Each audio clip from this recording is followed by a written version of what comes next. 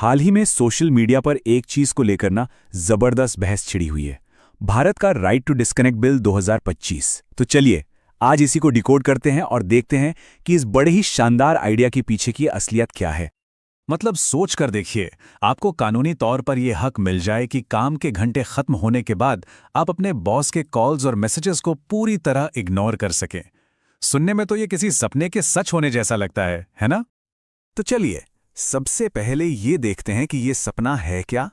आखिर ये बिल कर्मचारियों के लिए ऐसे कौन से बड़े बड़े वादे कर रहा है। अच्छा, इस बिल में ऐसा खास क्या है जिसने सबको इतना एक्साइट कर दिया? वादे देखिए।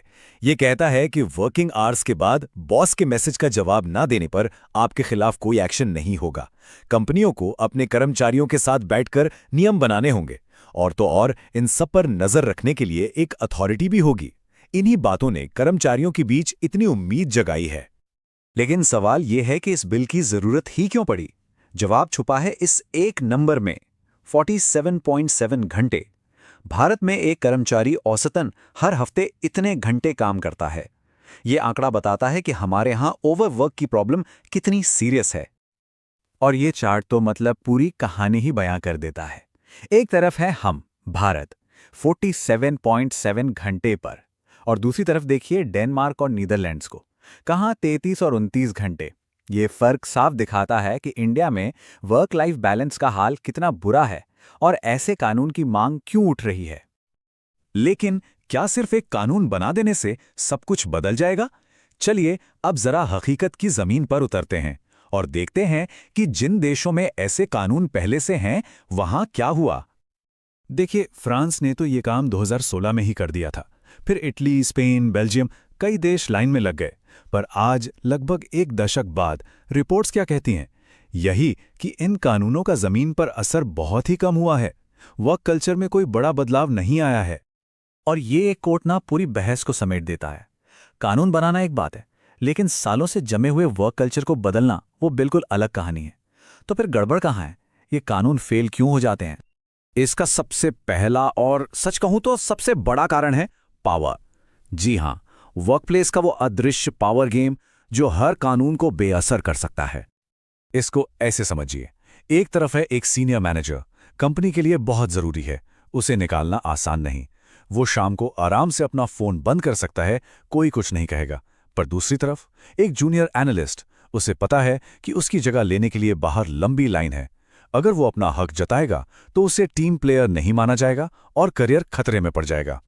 तो बात सीधी सी है, ये कानून कागज पर तो सबके लिए है, पर असल में ये सिर्फ उन्हीं को बचाता है जो पहले से सेफ हैं। जो असुरक्षित है वो तो ऑनलाइन रहना सीख ही जाता है। उसके लिए ये अधिकार इस्तेमाल करना अपने पैर पर कुल्हाड़ी मारने जैसा है। और बात सिर्फ इतनी ही नहीं है, एक और लूप होल है, एक बहुत ही चालाकी भरा तरीका जिससे मैनेजर्स इस कानून को बेकार कर देते हैं। सोचिए होता क्या है, कोई कर्मचारी अपने हक का इस्तेमाल करता है, शाम को ईमेल्स का जवाब देना बंद कर देता है। 6 महीने बाद उसका परफॉर्मेंस रिव्यू आता है और उसमें लिखा होता है कोलैबोरेशन इश्यूज। फिर प्रमोशन के टाइम पर कह दिया जाता है कि ये टीम प्लेयर नहीं है।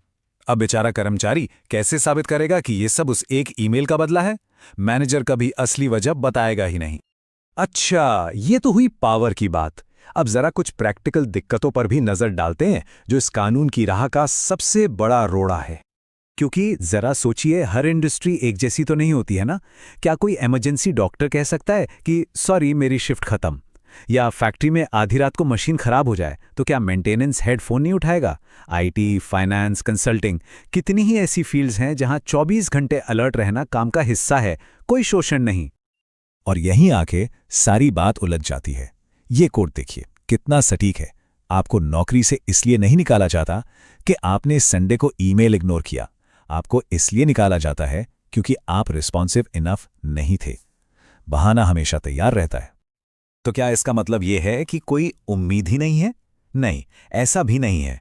एक्सपर्ट्स कुछ ऐसे समाधान सुझाते हैं जो शायद इन कागजी अधिकारों से कहीं ज्यादा काम के साबित हो सकते हैं।